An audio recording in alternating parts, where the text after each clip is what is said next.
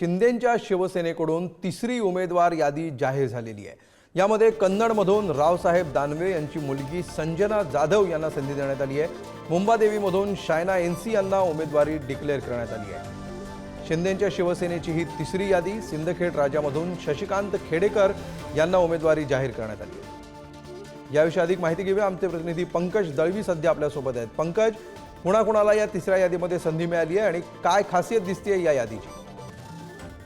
याच्यामध्ये तिसऱ्या यादीमध्ये दोन नावं संजना जाधव कन्नडमधून देण्यात आलेली आहे आणि सगळ्यात महत्वाचं म्हणजे मुंबादेवी या मतदारसंघातून अमित पटेल मुंबादेवीचे काँग्रेसचे आमदार आहेत, त्यांच्या विरोधात शायना एनसी यांना उमेदवारी देण्यात आलेली आहे। मुंबादेवीमधून माजी आमदार आणि माजी नगरसेवक अतुल शहा आणि राजपुरोहित या दोघांनी दावा केला होता। राजपुरोहित कुलाब्यामध्ये सुद्धा मागणी केली होती, पण मुंबादेवीमधून शायना एनसी यांना उमेदवारी देण्यात आलेली आहे। एकूण 15 जणांची ही उमेदवारी यादी असून याच्यामध्ये दोन ठिकाणी मित्र पक्षांना जी आहे ती उमेदवारी देण्यात आलेली। 13 एकनाथ शिंदे यांच्या शिवसेनेचे उमेदवार असतील आणि दोन ठिकाणी म्हणजे हातकणंगले येथून अशोक मानेक आणि शिरोळ येथून जे आहे ते राजेंद्र यड्रावकर यांना उमेदवारी देण्यात आलेली आहे।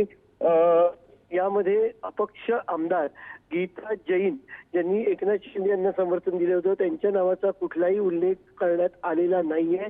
त्यामुळे गीता जैन कुठनं निवडणूक लढवणार, त्याला अपक्ष लढवणार का, या सगळ्या गोष्टींवरचा संभ्रम जो आहे तो कायम आहे। 45, 20 आणि आता 15 अशी ही यादी जी आहे ती जाहीर झालेली आहे। पंकज, ज्या प्रकारे शेवटचा दिवस उरलेला आहे आता उमेदवारी अर्ज भरण्यासाठी, ज्या अगदी किरकोळ जागा तुरळक जागा आहेत ज्यांच्यावर अद्यापही तिढा कायम आहे, हा तिढा सुटण्याची किती शक्यता दिसते आणि साधारण किती जागांवर महायुतीमध्ये मैत्रीपूर्ण लढत होण्याची शक्यता आहे?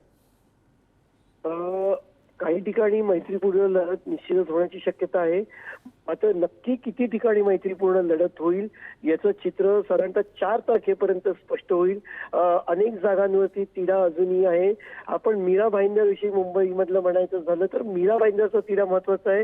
गीता जैन या तिकडच्या आमदार आहेत, त्या अपक्ष आमदार होत्या, सुरुवातीला उद्धव ठाकरेंसोबत होत्या आणि मग शिवसेना वेगळी झाल्यानंतर त्यांनी एकनाथ शिंदे यांची साथ दिली। त्यामुळे गीता जैन प्रचंड तिकडच्या प्रमुख दावेदार आहेत, मात्र त्याच वेळी भाजपा नरेंद्र मेहता यांच्यासाठी आग्रही आहे। भाजपचे माजी आमदार आहेत, 2014 ते 15 ते आमदार होते, 14 ते 19 ते आमदार होते, त्यामुळे नरेंद्र मेहता यांना मिळावी याची भाजप आग्रही आहे। तर गीता जैन यांनी त्या काळामध्ये एकनाथ शिंदे यांना खूप मदत केली, कारण गीता जैन यांच्या मतदारसंघातूनच सुरतला जे आहे ते आमदार गेले होते, त्यामुळे त्यांच्या सुरतला जाण्यामध्ये गीता जैन यांची भूमिका महत्वाची होती। मात्र त्या मीरा भाईंदरचा इथे उल्लेख करण्यात आलेला नाही। गीता जैन यांचं नाव जे आहे ते जाहीर करण्यात आलेलं नाहीये। दोन पक्षांची, जनस्वराज्य पक्ष आणि हातकणंगले या दोन जागा, ज्या शिरोळ आणि हातकणंगले या दोन जागांवरती एकनाथ शिंदे यांच्या शिवसेनेकडून मित्र पक्षांना 2 जागा सोडलेल्या आहेत। पहिल्यांदा महायुतीमध्ये मित्र पक्षांना 2 जागा सोडल्याचं आपल्याला पाहायला मिळत आहे।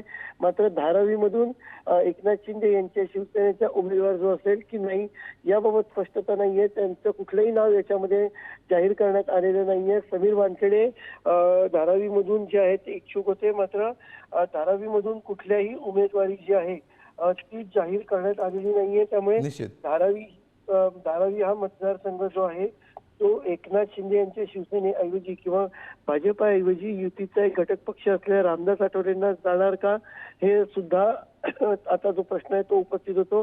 कारण रामदास आठवलेंनी मुंबईमध्ये 2 जागा मागितल्या होत्या, त्यातली धारावी जागा त्यांना दिली जाते का हे महत्वाचं असणार आहे। मात्र धारावी ही जागा जर का रामदास आठवले यांना दिली तर समीर वानखेडे हे धारावीमधून रामदास आठवले यांच्या आरपीआयच्या तिकिटावरती किंवा पक्षाच्या तिकिटावरती लढणार का, हे पण तितकंच महत्वाचं असणार आहे। निश्चितपणे पंकज, आणखी एक इंटरेस्टिंग गोष्ट म्हणजे अमोल खताळ यांना उमेदवारी जाहीर केलेली आहे संगमनेरमधून, ज्या ठिकाणाहून सुजय विखेंच्या नावाची चर्चा होती। या ठिकाणाहून सुजय विखेंचा पत्ता कट झाला असे याचे एक अधिकृत संकेत म्हणता येतील?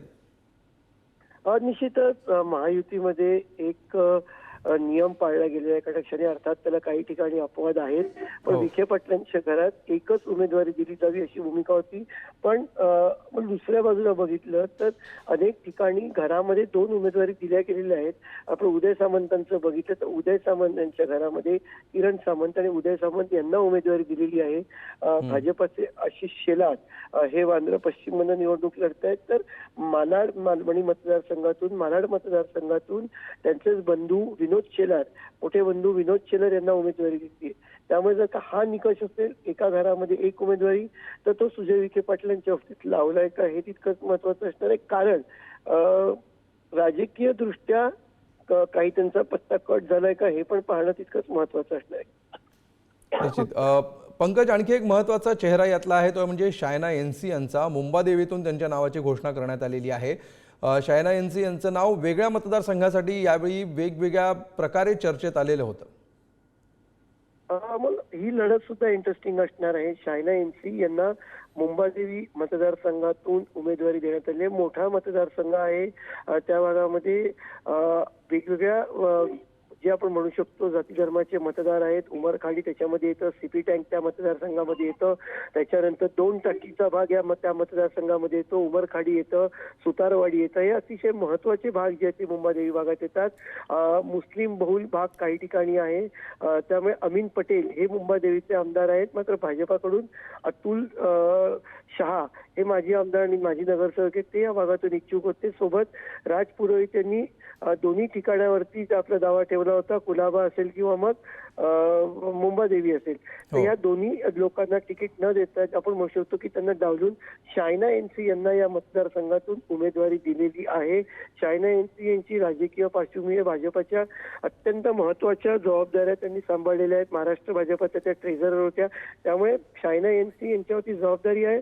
मात्र हा मतदारसंघ भाजप आपल्याकडे राहण्यासाठी यशस्वी ठरेल का, मग ते महत्वाचं आहे. कारण अतुल शहा नक्कीच, निश्चितपणे अनेक फॅक्टर्स आहेत या सगळ्या लढतीला, अनेक कंगोरे आहेत. तूर्त धन्यवाद पंकज या सविस्तर माहितीबद्दल.